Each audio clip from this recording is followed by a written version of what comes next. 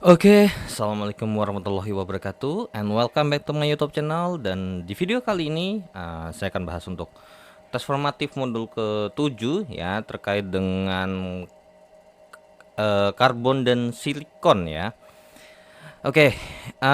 So kita mulai aja untuk tes formatif satunya.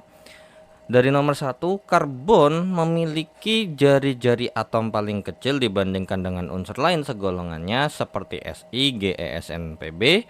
Karena apa? Ya, ini sebenarnya udah jelas banget bahwa namanya jari-jari atom itu kan berarti kita logikakan terkait dengan jumlah kulit, ya. Nah, di mana ini kan golongan 4A ya. Oke.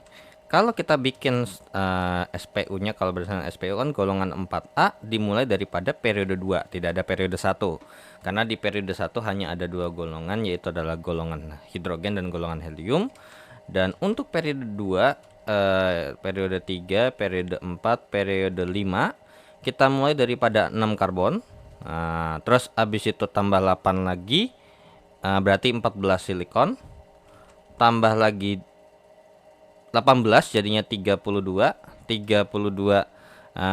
germanium, terus habis itu ditambah lagi 18 jadinya adalah 50 Sn, dan kemudian untuk di periode ke-6 nah 82 Pb.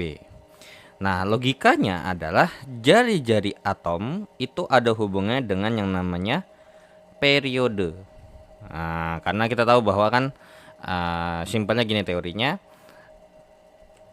apa namanya, periode itu setara dengan jumlah kulit, ya. Periode itu setara dengan jumlah kulit.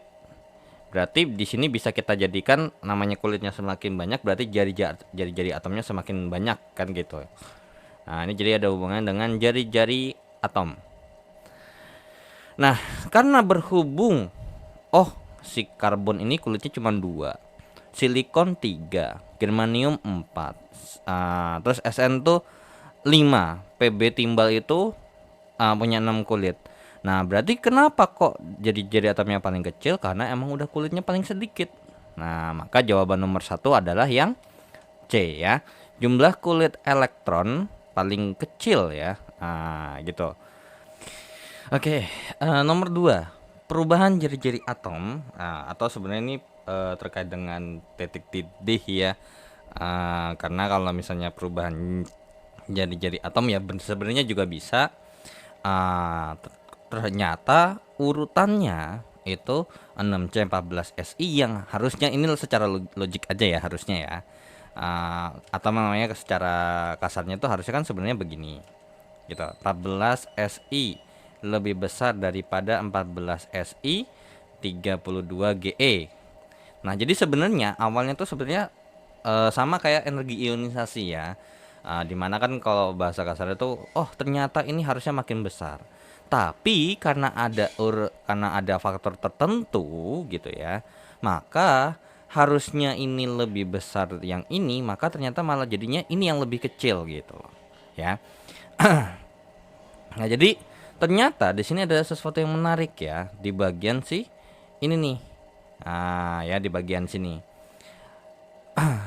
Kira-kira kenapa sih? Nah, ini ada banget metode di penjelasannya di depan materinya, bahwasanya perubahan jari-jari atom atau si bagian ini itu akibat efek shielding, yang dimana efek shieldingnya si Ge gitu ya pada orbital D ini nggak cukup atau nggak kuat menahan, atau kita ibaratkan cukup kecil.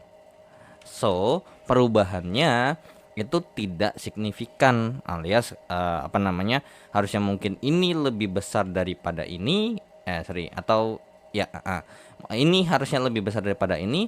Nah, namun kenyataannya adalah kebalikannya. Ini lebih besar daripada ini, ya. So kita lanjut ke soal berikutnya. Kita hapus untuk nomor 1 dan 2-nya, dan kita akan lanjut ke soal nomor 3 dan 4. Faktor yang paling menentukan bahwa titik leleh karbon menunjukkan harga paling tinggi dari unsur lain segolongannya kira-kira apa sih gitu ya. Nah, jadi karbon kan tadi wait. Nah, mungkin gini aja. Nah, kita tahu bahwa di golongan 4A itu kan ada karbon, silikon, germanium, ini strontium, ini timbal.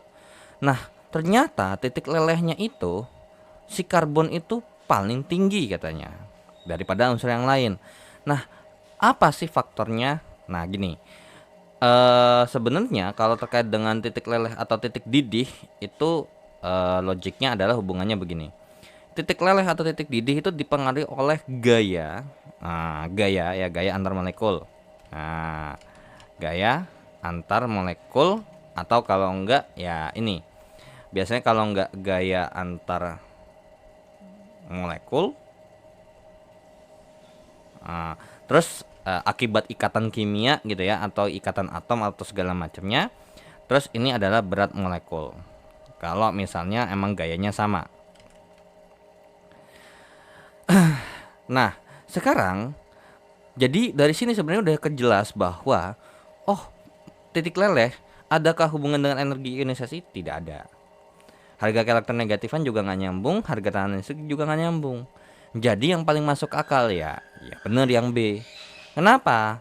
Karena berhubung nih ikatan atom ya atau gaya antar molekul gitu bahasa mungkin kalau misalnya kita bikin dengan apa namanya kalau kita analogikan dengan molekul. Nah, jadi molekul yang satu dengan atau apa namanya di dalam molekulnya ini mempunyai ikatan yang berupa misalnya ikatan hidrogen sama ikatan kovalen polar yang biasa, otomatis ikatan hidrogen ini akan lebih besar sehingga titik leleh sama titik didihnya itu lebih tinggi. Seperti itu, ya. Nah, jadi antar molekulnya nih kalau ikatannya makin tinggi atau makin kuat, maka otomatis untuk memutus gayanya atau kalau di sini berarti memutus ikatan atom-atomnya itu semakin besar. Semakin besar berarti titik lelehnya tuh semakin gede karena emang butuh energi yang lebih besar tuh untuk memutus ikatan-ikatan atau memutus gaya-gayanya. Nah, makanya jadi dari nomor 3 ini sebenarnya udah jelas banget bahwa konteksnya itu pasti udah hubungan sama ikatan atom. Maka langsung jawab aja yang B boleh, ya. Nomor 4. Karbon merupakan unsur yang dikategorisasikan sebagai unsur non-logam disebabkan oleh apa? Hantaran listriknya tinggi. Nah, kalau hantaran listriknya tinggi ini udah pasti jelas logam ya. Jadi udah pasti salah. Membentuk ion negatif, no. Karbon itu tidak membentuk ion negatif ataupun ion positif. Mudah membentuk ikatan ionik tidak, karena ikatan ionik itu biasanya kalau yang mudah membentuk ikatan ionik itu biasanya adalah golongan di atas 4 ya, 5A. Oke. Tapi kalau mau paling gampang atau termasuk yang mudah banget itu antara kalau nggak 6A atau 7A. Nah, jadi kenapa kok termasuk unsur non-logam? Karena dia disebabkan oleh mudah membentuk ikatan kovalen, ya. Nah, jadi si karbon ini apa namanya? Kerjanya adalah kerjasama dengan atom yang lain untuk membentuk ikatan kovalen, ya. Jadi dia bukan tipe orang yang kalau misalnya ini apa namanya? Ngasih aja atau nerima aja, melainkan dia berikatan bersama-sama dan dipakai bareng-bareng dengan tujuan bersama, seperti itulah, ya. Oke, so kita lanjut ke soal berikutnya. Kita hapus untuk nomor 1 sampai nomor 4-nya dan kita akan lanjut ke soal nomor 5 dan 6. Nomor 5, dengan diketahui harga keelektronegatifan versi Pauling ini dengan keelektronegatifan C2,5 dan oksigen itu 3,5, maka karakter ionik molekul CO itu adalah berapa persen? Nah, ini cukup menarik karena apa namanya? Nah, kenapa? Karena gini, cukup menarik karena banyak banget sumbernya ya. Oke, jadi kalau kita pakai rumus yang ada di buku, untuk karakter ionik itu persentase ionik CO itu adalah 1 dikurang dengan E pangkat berapa? Pangkat min 0,25 dikali dengan selisih daripada harga keelektronegatifan. Nah, lalu dipangkatkan 2. Berarti ini X-nya punya C atau E. Mungkin saya tulisnya E aja ya. EN, karena di sini dikasih tahu bahwa elektronegatifan si C ini 2,5 dan elektronegatifan punya O itu sama dengan 3,5. Atau kalian mau pakai simbol yang ada di bukunya terkait dengan X itu juga boleh, nggak apa-apa. X-nya sama dengan 2,5, XO-nya sama dengan 3,5. Ya udah, kita pakai versi yang di bukunya aja nggak apa-apa. XC dikurangkan dengan XO lalu dipangkatkan 2, lalu yang namanya persentase berarti dikalikan dengan 100%.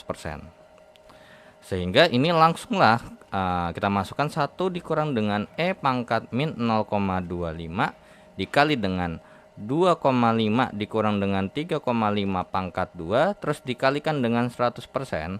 Nah ya udah, pasti ini fix udah kalkulator ya, karena E pangkat E itu adalah bilangan natural ya. Oke, jadi tinggal 1 kurang E pangkat min 0,25 dikalikan dengan 1 ya. Kan itu 2,5 kurang 3,5 kan min 1, dipangkatin 2 kan jadi 1. Jadi kalau dikali dengan 1, nah hasilnya itu adalah, kalau habis dikali 100 ya, jawabannya adalah seperti ini. 22,12 lah ya, kita ini. Jadi 22,12%. Nah, ini kata si, kalau di bukunya ini kata si Pauling nih. Nah, cuman ternyata kalau setelah saya cross check beberapa sumber, dan ini yang biasa sumber saya pakai adalah urip.info. Ternyata persentasenya itu banyak, ada 2 model sebenarnya. Ada 3 model. Yang pertama adalah terkait dengan metode perbedaan keelektronegatifan atau delta EN nya si Pauling, yang rumusnya adalah seperti ini. Persentase ionik atau persentase karakter ion gitu aja adalah perbedaan keelektronegatifan dibagi dengan 1,7 dikalikan dengan 50. Ini udah nanti dalam satuan persen ya. Nah, kalau misalnya kita ikutin ini, berarti kan jadinya adalah 2,5. Nah, karena ini kan perbedaan ya, perbedaan. Dan karena berhubung ini nggak bakal mungkin negatif, maka kita tulisnya adalah 3,5 dikurang dengan 2,5 per 1,7 dikalikan dengan 50. Ternyata jawabannya ini berarti 1 dibagi 1,7 dikalikan dengan 50. Jawabannya adalah seperti ini. 29,41% ya, 29,41%. 29,41%. Yang kedua adalah dengan menggunakan metode alternatif ya. Ini pakai sama metodenya si Pauling, cuman pakai rumus kedua gitu. Jadi perbedaan elektronegatifan Pauling alternatif, ALT aja saya tulisnya ya. Nah, katanya persentase ionik itu rumusnya adalah 18 dikalikan dengan perbedaan keelektronegatifan kita pangkatkan dengan 1,4. Berarti 18 dikali dengan 3,5 dikurang dengan 2,5 pangkat 1,4. Maka ternyata jawabannya adalah berapa nih? Kita hitung dulu ya. 18 3,5 kurang 2,5 pangkat 1,4, jawabannya adalah 18% ya. Karena mau 18 kali berapa kali 1 ya, ini kan 1 pangkat berapapun ya hasilnya pasti 1 kan. 18%. Kemudian yang ketiga adalah metodenya Hannay Smith. Ya. Metode perbedaan keelektronegatifan yang dimana ini dipakainya adalah Hannay Smith, yang dimana rumus persentase ioniknya ini adalah 16 dikalikan dengan perbedaan keelektronegatifan ditambah dengan 3,5 dikalikan dengan perbedaan keelektronegatifan dipangkatkan dengan 2. Nah, so berarti ini jadinya adalah 16 kali 3,5 kurang 2,5 ditambah dengan 3,5 kali 3,5 kurang 2,5 pangkat 2. Ya berarti 16 tambah 3,5. Jadi hasilnya adalah 19,5%. Nah, dari sini nih kalau berdasarkan tiga yang ini diambil dari buku apa namanya? Buku dia juga ngasih sumber ya. Kalian nanti tinggal cari aja karakter ionik urip.info. Di situ juga beliau memberitahukan bahwa ada sumbernya ya. Jadi nggak cuman sekedar bikin blog, tapi nggak ada yang namanya sumber yang terpercaya seperti itu.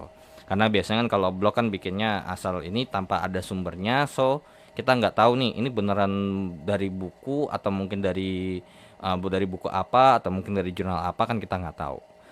Nah, ternyata jawabannya ini bervariasi 29,41%, 18%, 19,5%. Nah, tapi kalau kita ngikutin buku, dan ternyata emang jawabannya ya emang berdasarkan rumus yang ada di buku nih, 22,12%. Nah, mungkin ini pembuat buku dari yang untuk buku kimia anorganik satu Universitas Terbuka ini mungkin punya sumber lain seperti itu ya. Oke. So, nomor 5 jawabannya adalah yang C. Nah, ini kalau misalnya mau dipakai ya udah pasti nggak mungkin karena udah jelas pasti rumusnya, karena rumusnya beda pasti hasilnya juga beda. Tapi kalau emang ini sekedar mau jadi pengetahuan umum saja ya diperbolehkan ya. Oke, so nomor 6 terkait dengan gambar atau struktur Lewis daripada ion karbonat CO3 2-. Nah, sebenarnya untuk gambar karbon apa namanya? Si CO3 2- itu kan C ini tangannya kan 4 ya. Nah, begini deh saya bikin 1 2 3 dan untuk O-nya itu berarti 1 2 3 4 5, terus kemudian set 1 2 3 4 5 6, terus ini 1 2 3 4 5 6. Nah, ya udah berarti mereka tuh sebenarnya berikatan seperti ini. Nah, set. Nah, cuman karena di sini ada yang kurang ya kan? Sorry, ini kurang nih di sini. Nah, entah nggak tahu dapat dari mana nih satu elektron nongol ke sini. Nah, dari sini nih masuk ke sini. Ini juga sama, ada satu elektron masuk ke sini. Sehingga menyebabkan O yang di sini bermuatan -1, di sini juga bermuatan -1. So that's why kenapa ini kalau digambar gitu ya. Ini langsung gambar versi langsung jadi satunya aja. Makanya COO karena ini jadi muatannya -2 jadinya adalah 2- seperti ini ya. Nah, tapi sebenarnya kalau kita lihat, loh, ini O yang mana? Apakah harus O yang atas yang berikatan rangkap 2? Tidak. Makanya ini mengalami resonansi. Nah, jadi kalau misalnya biasanya kalau kayak gini nih ada dua atom seperti ini yang kalau misalnya kan bisa aja dong yang ini boleh. Berarti ini juga boleh. Nah, pasti akan mengalami resonansi. Sehingga mungkin ini langsung saya kopas aja dulu ya. Oke. Jadi akan mengalami resonansi yang dimana yang harusnya jadi di atas gitu ya. Ini di atas, jadinya yang rangkap 2 sekarang di sebelah kanan. Nah, ini kan kalau diputar kan sama aja dong, kurang lebih seperti ini. Nah, tapi bisa juga ya kan kalau misalnya berarti boleh dong kalau misalnya di sini nih. Ya kan? Nah, berarti boleh dong kalau misalnya di sini. Pengen itu dihapus ya. Nah, ini yang dihapus nih. Berarti boleh dong kalau begini? Boleh. So, akibatnya apa? Nah, jadi kalau misalnya gini, sebenarnya kalau kita gambar kayak gini aja sebenarnya masih oke, masih diperbolehkan. Cuman ternyata di pilihan gandanya ini, loh kalau kayak gitu berarti C boleh dong, B boleh dong. Yang A udah pasti salah ya. Nah, gimana? Nah, jadi sebenarnya mereka bertiga ini membentuk suatu apa namanya, membentuk sesuatu apa namanya, bentuk yang lebih sederhana. Kalau ini kan berarti minus satu kan gitu ya. Ini muatannya minus satu, ini muatannya minus satu. Kalau di sini yang muatan minus satu ini sama ini. Kalau yang ini di atas sama yang di sebelah kanan. Nah, jadi ternyata muter nih. Jadi dapat disimpulkan sebenarnya kurang lebih tuh seperti ini aja deh paling gampangnya. Ini O, ini O, ini O, yang dimana muatannya ini dibagi sama rata. Jadi kalau misalnya nih muatannya minus 2 nih, terus dibagi 3, berarti 1 O-nya ini muatannya adalah min 2/3, ini min 2/3, ini min 2/3. Nah, terus ini gimana nih? Apakah dia ikatan lengkapnya nggak ada? Nah, biasanya kalau ini dikasih garis putus-putus satunya lagi. Nah, kenapa garis putus-putus? Karena tergantung kondisinya. Jadi yang 3 ini nomor 3 ini adalah bentuk lebih spesifik. Nah, kalau ini bentuk lebih sederhananya. Jadi kalau misalnya nih ibarat kata saya maunya ikatan rangkapnya di sini. Nah, kalau misalnya ikatan rangkapnya di sini nih, berarti pakai model yang nomor 3. Seperti itu. Nah, tapi kalau misalnya maunya rangkapnya di bagian sini, berarti pakai model nomor 2. Kalau di atas ya pakai model nomor 1 seperti itu. Jadi di sini putus-putus ini menandakan ini sebenarnya bisa nih berikatan kovalen rangkap 2. Cuman karena berhubung ini kovalen rangkap 2-nya ini bisa di atas, di kiri ataupun di kanan, kita bentuk lebih sederhananya adalah salah satu garisnya ini putus-putus dan membagi yang namanya muatannya sama rata, yaitu adalah minus 2/3. Nah, jadi kalau misalnya kita pakai misalnya nih contohnya ya, misalnya saya mau pakai yang atas. Misalnya nih saya mau pakai contoh aja ya, makanya mungkin warnanya beda aja. Misalnya saya mau pakai nih yang atas aja nih. Berarti ini nggak bakal mungkin ikatan rangkap lagi. Nah, jadinya yang harusnya misalnya nih, kan tadi awalnya ini min 2/3, ini min 2/3, ini min 2/3. Jadi ini nanti pergi minus 1/3 ke kiri, ke bagian sini nih ya. Nah, terus pergi lagi minus 1/3 ke sini. Nah, sehingga apa? Sehingga kalau kita gambar ya gambarnya jadi begini. Set set set, dengan di sini berarti muatannya jadi minus 1 minus 1. Jadi kurang lebih kalau misalnya kita gambar dari sini menjadi yang nomor 1, kurang lebih skenarionya seperti ini. Nah, ini juga berlaku ya kalau misalnya mau ngerjain dari yang ini ke nomor 2 ataupun ke nomor 3 ya. Oke, so dengan begitu jawaban untuk nomor 6 adalah yang D ya. Ternyata ada nih versi umumnya atau versi lebih sederhananya gitu ya. Jadi ternyata di sini maunya adalah versi yang lebih sederhana, bukan versi yang spesifik ya. Nggak salah sih, makanya kalau misalnya emang dilihat dulu pilihan gandanya bagaimana. Kalau misalnya emang ternyata pas dicek cuman adanya salah satu daripada ini dan sisanya nggak ada hubungannya sama yang ini, atau mungkin pasti salah, ya udah kita jawab seadanya yang ini aja nggak apa-apa, seperti itu ya. Oke, so kita lanjut ke soal berikutnya. Kita hapus untuk nomor 5 dan nomor 6-nya, dan kita akan lanjut ke soal nomor 7 dan 8. Ini masih teoritis juga ya, emang sisanya ini teoritis karena kalau kalau model kayak kimia organik atau organik tuh biasanya kalau untuk hitung ya palingan hitung-hitungan kimia biasa. Nah ya. Oke, so untuk nomor 7, jenis dan jumlah ikatan yang terdapat dalam molekul CO itu ada berapa dan jenis ikatannya apa? Oke, mungkin nomor 7 ini nanti belakangan. Nomor 8, jika harga perubahan energi bebas delta G0 atau energi bebas Gibbs ya berarti.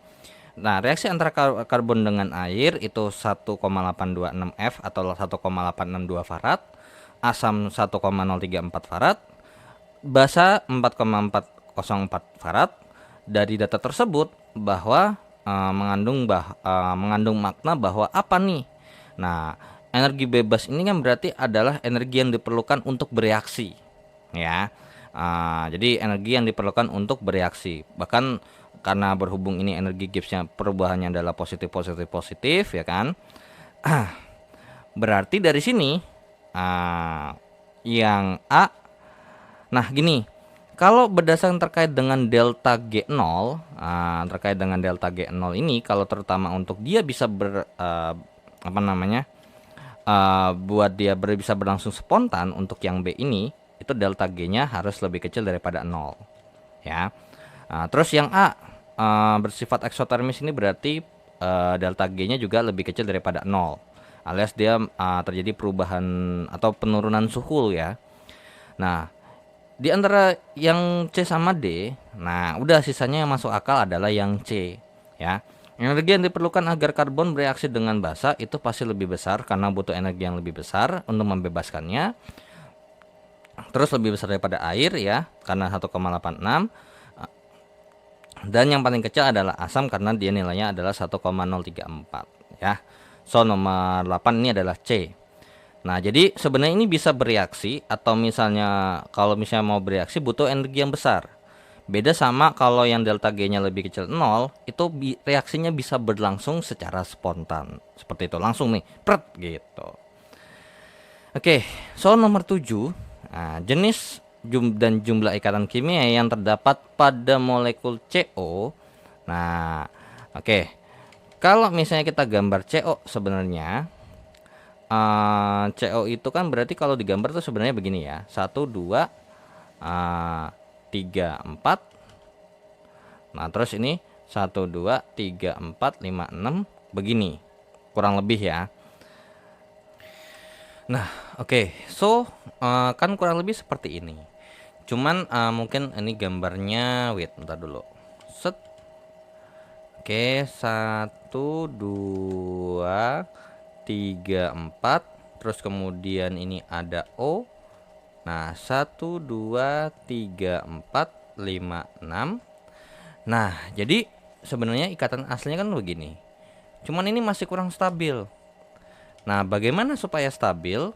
Jadi di sini dilanjutkan lagi sebenarnya adalah si bagian yang saya lingkarin ini pindah ke bagian sini.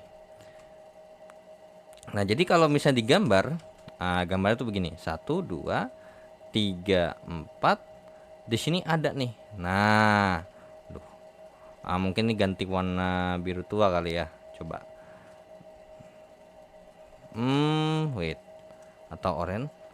Oranye aja deh ya. Ganti warna oranye deh. Nah, oke. Jadi ada nih di sini. Berarti otomatis ini kan mendapatkan satu elektron daripada si O ini sendiri. Jadi dia bermuatan min 1, sedangkan di bagian kiri di sini 1 2 3 1 2. Nah, karena dia sudah melepas elektron, ini muatannya di plus 1. Dan di sini ikatannya jadi ikatan rangkap 3, ya. Jadi kalau misalnya digambar tuh kurang lebih seperti ini. 1 2 3 seperti ini. Nah, apakah kalau kayak gini berarti kan jumlah ikatannya 3. Cuman bisakah kita melihat gitu ya? Bisakah kita melihat spesifiknya ada di mana kan gitu ya? Karena kan kita dari sini nih, oh ya udah 3 ikatan kovalen kan gitu doang. Nah, kalau emang belum tahu ya kan, karena di sini kan kita nggak tahu nih kira-kira apakah 1 ikatan sigma, apakah 2 ikatan pi, di mana ikatan pi-nya dari mana sama mana kan gitu ya.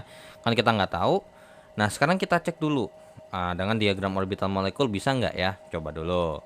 Nah, kalau misalnya 6C itu kan berarti 1S2, 2S2, 2P2. Sedangkan untuk 8O ini kan berarti 1S2, 2S2, 2P4. Nah, sekarang kita cek dulu nih ya.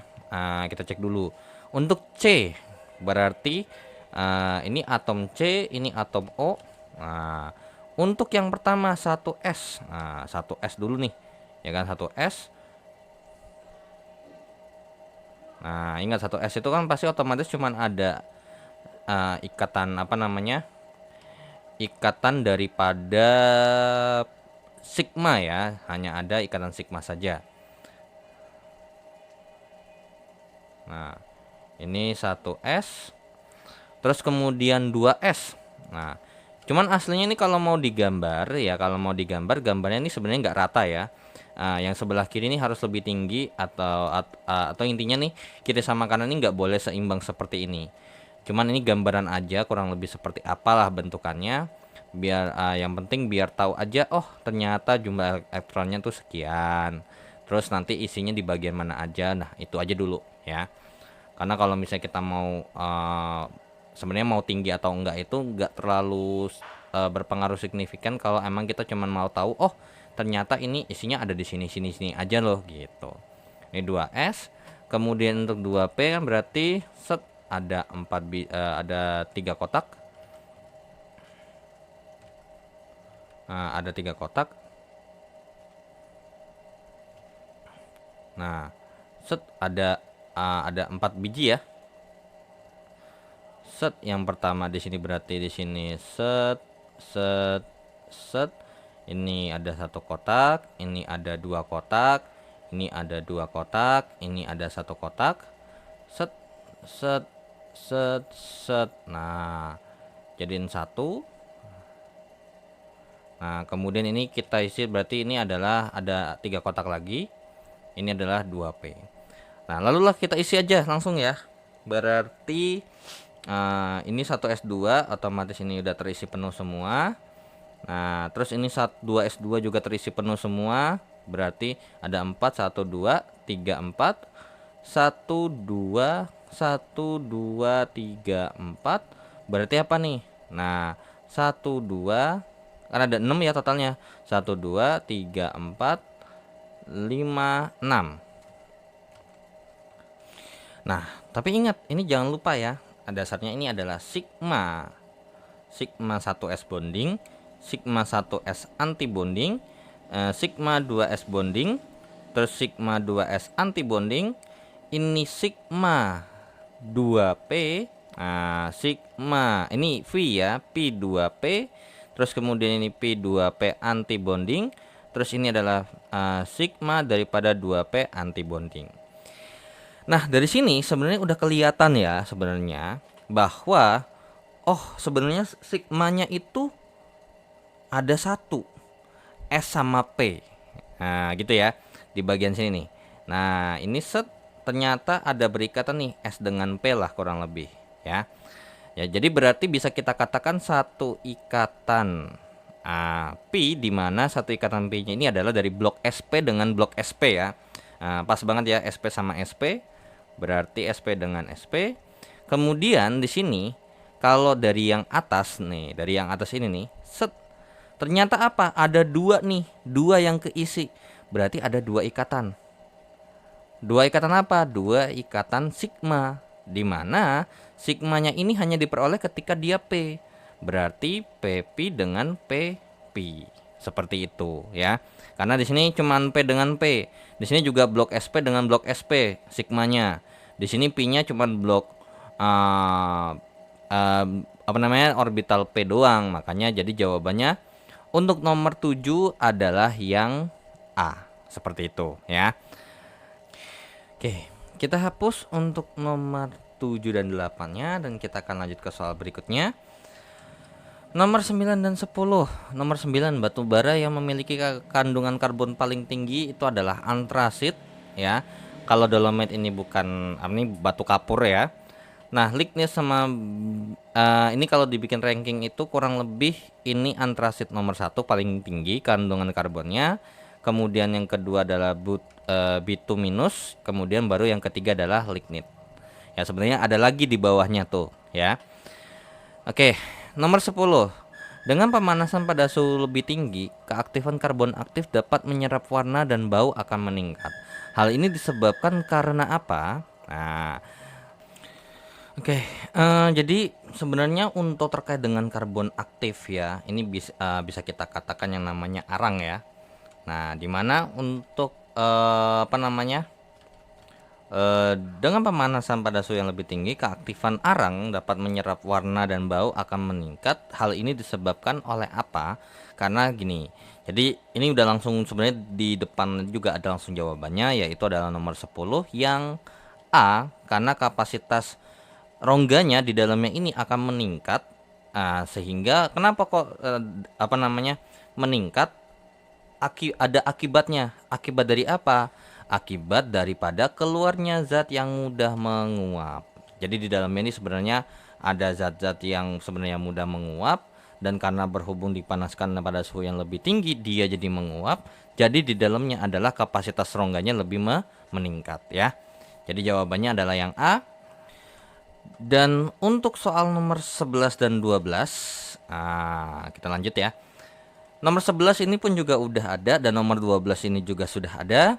Nomor 11 karena memiliki struktur kristal yang sangat keras. Nah, jadi jangan lupa alotrop daripada si alotrop karbon itu bisa pertama adalah intan, terus kemudian grafit, terus abis itu, nah ada lagi nggak? Setahu saya sih ini aja. Cuman karbon itu ada di dalam beberapa bentuk. Contohnya karbon itu ada di namanya pasti batu bara ya. Jadi batu bara. Terus kemudian ada di namanya kokas. Kemudian arang ya. Kemudian arang. Terus kemudian ada lagi karbon hitam. Nah, jadi sebenarnya ini salah 4 lagi ya bentukan yang lain. Cuman kalau misalnya untuk yang di bagian alotrop yang bagian ini adalah bentuknya adalah kristal ya. Ini bentuknya adalah kristal. Nah, beda sama yang di bawahnya ini ya. Oke, jadi katanya struktur kristal atau ini struktur kristal ya. Ini struktur kristal. Nah, katanya nih intan itu lebih keras daripada grafit, iya. Bahkan intan ini saking kerasnya itu bisa buat motong kaca atau jadi mata bor buat batu. Nah, kekerasannya itu akibat apa? Jadi ini udah ada jawabannya, yaitu adalah jawabannya yang B, di mana ikatan kovalen tunggal pada karbon antara karbonnya itu atom karbon sangat kuat, dan kristalnya bentuknya adalah makro yang gede dan bentuknya 3 dimensi, dengan dimana bentuknya adalah sel satuannya adalah bentuknya tetrahedral. Jadi itu tetrahedral, banyak banget ya kan, sehingga ikatannya sangat kuat gitu ya. Nah, atau misalnya kalian ini untuk penasaran bagaimana gambar atau struktur daripada si intan, kalian bisa googling aja lah ya. Atau juga kalau misalnya di sini juga nanti ujung-ujungnya saya pakai gambar dari Google, karena kalau gambar manual otomatis nanti malah takutnya bingung ya gambarnya. Sebenarnya bagaimana sih gambarnya kan gitu. Bahkan di bukunya juga udah ada ya sebenarnya gambar daripada grafit dan intan. Nomor 12. Karena memiliki sifat dapat menghantarkan listrik, grafit banyak digunakan untuk membuat elektroda. Ya, emang benar. Elektroda karbon itu biasanya dari grafit ya.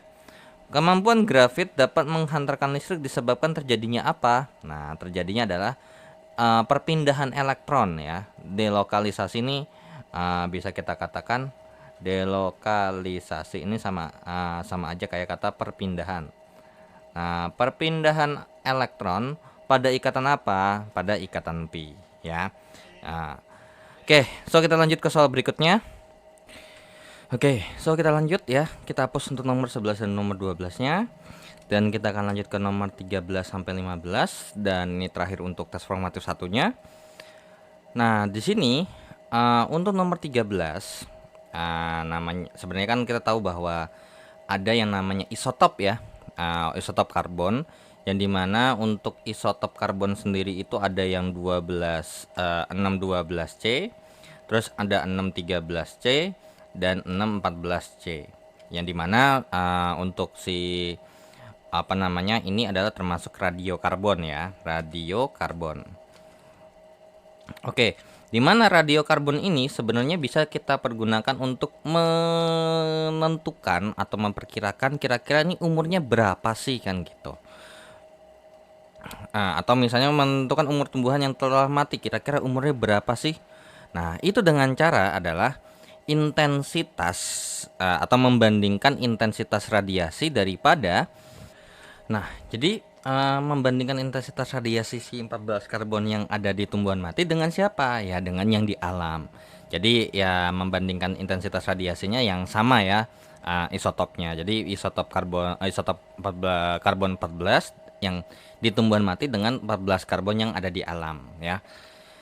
Oke, so untuk nomor 13 dan nomor 14, radiokarbon di alam terbentuk akibat adanya penembakan neutron dari sinar kosmik terhadap nitrogen. Reaksi ini menunjukkan pembentukan radiokarbon tersebut adalah gimana. Oke, jadi penulisan untuk ini sebenarnya nggak jauh beda terkait dengan radioaktif ya, dimana sebelah kiri ini adalah asalnya atau reaktannya. Nah, ini adalah untuk reaktannya. Atau di bagian sini deh, nggak usah ini. Nah, di bagian ini adalah yang saya garis bawahi warna oranye ini adalah reaktan. Terus kemudian di bagian kiri ini adalah ini juga reaktannya juga ya. Tapi ini terkait dengan apa namanya? Ada penembakan sinar-sinar. Nah, ini di bagian untuk reaktannya juga. Sedangkan untuk atau mungkin sekaligus saja ya. Nah, di bagian kiri nih. Nah, barulah ini di bagian kanan ini ya, dari yang koma kanan sama yang ini adalah produknya. Nah, jadi sebenarnya untuk persamaan reaksi daripada radioaktif atau misalnya kalau kita spesifikkan nomor atom sama nomor masanya itu gampang kok, nggak perlu ribet. Jadi intinya reaksinya adalah jumlah nomor atom atau nomor massa si siapa reaktan itu sama dengan yang punya produk, sama dengan produknya. Nah, katanya nitrogen ini mempunyai nomor atom 7 dan punya nomor massa 14. Katanya ditembakkan neutron. Ini neutron yang dimana neutron ini disimbolkan dengan N yang mempunyai nomor atomnya kan itu bisa dikatakan sebagai jumlah elektron juga kan. Nah, neutron itu muatannya adalah 0, di mana nomor massanya adalah 1. Nah, katanya menjadi yang namanya radiokarbon. Radiokarbon ini itu punya nomor atom 6 dan nomor massa 14. Nah, sekarang pertanyaannya adalah di sini itu jadi apa? Nah, di sini kan ada dua nih yang masih memungkinkan antara kalau nggak A ya C. Karena kalau yang B udah jelas salah nih. Nah, ini proton udah jelas salah. Karena ditembakkan oleh neutron. Kira-kira apa? Nah, ini kita bikin suatu senyawa atau semua ini yang kita anggap dia X terlebih dahulu. Dan kita mau menebak kira-kira ini berapa sih? Nah, ya udah, tinggal kita lihat aja. Ingat, nomor massanya harus sama jumlahnya. Nah, berarti 14 ditambah 1 sama dengan 14 ditambah berapa? Ya jawabannya pasti 1. Sehingga di sini jawabannya 1 nih, ya. Terus kemudian yang di bagian bawah, oke, berarti mungkin ini saya naikin dulu aja. Yang di bagian bawah berarti ini sama ini sama ini sama ini. Berarti 7 tambah 0 itu sama dengan 6 tambah berapa? Ya, tambah 1 juga ternyata. Ya udah, berarti jawaban daripada produknya selain produk hasilnya adalah radioisotop karbon itu adalah 11X. Di mana 11X ini atau 11X ini mewakili 11 hidrogen. Atau bisa kita katakan ini juga adalah proton. Sehingga dari 7 14 nitrogen atau 7N14 ditembak dengan nitrogen akan menghasilkan 6 karbon 14 ditambahkan dengan yang namanya proton. So jawaban nomor 14 adalah yang A, ya.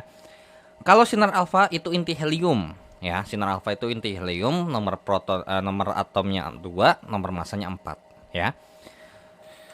Nah, untuk nomor terakhir, nomor 15, ya.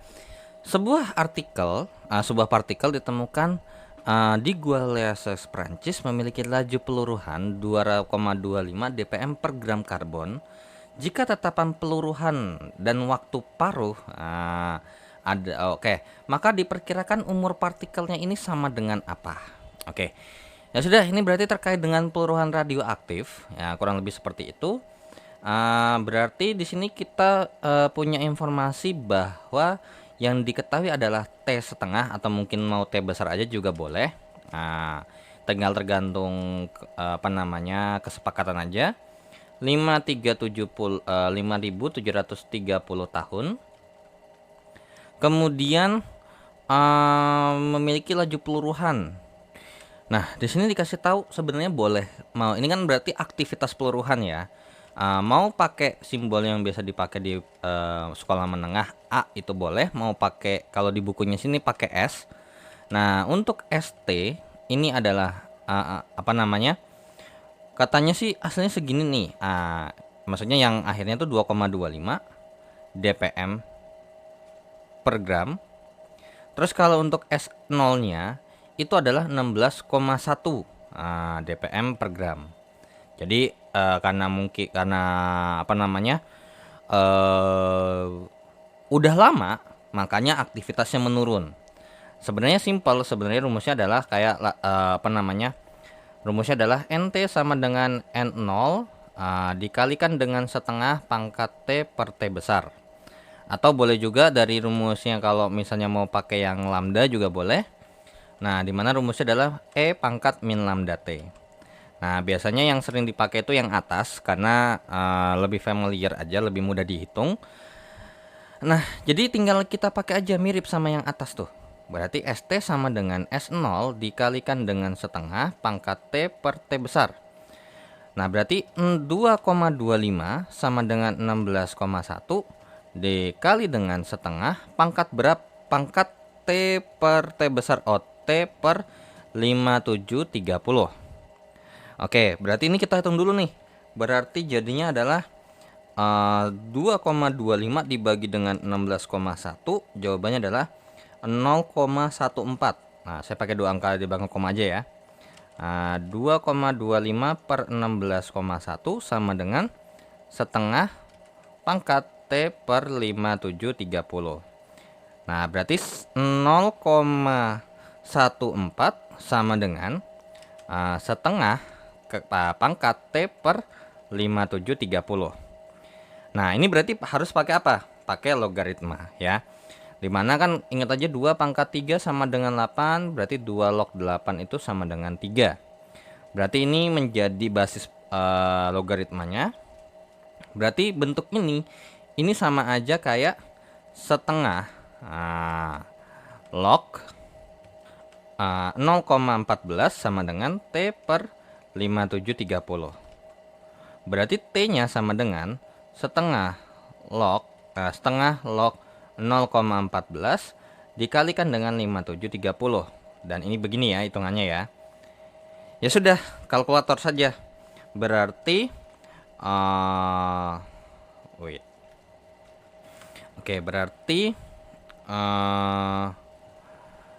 0, log ya. Itu kalau misalnya biasanya kalau nggak kalau emang tahu langsung jawabannya berapa tuh setengah log 0,14 bagus. Cuman kalau emang nggak bisa pakai log 0,14 per log 0,5. Kita pakai sifat yang A log B itu sama dengan C log B per C log A. Dimana C-nya di sini yang kita pakai adalah 10 ya. Terus dikali dengan 5730 sehingga jawabannya adalah 16253 ya. 16253,15 tahun. Nah, atau berarti bisa kita katakan Ah, 1625 ini sama aja kayak 1,6 kali 10 pangkat 4. Nah, gitu ya. Atau 1,62531 kali 10 pangkat 4 tahun. Jadi jawabannya adalah yang B. Seperti itu ya. Oke, so kita lanjut ke tes formatif yang kedua.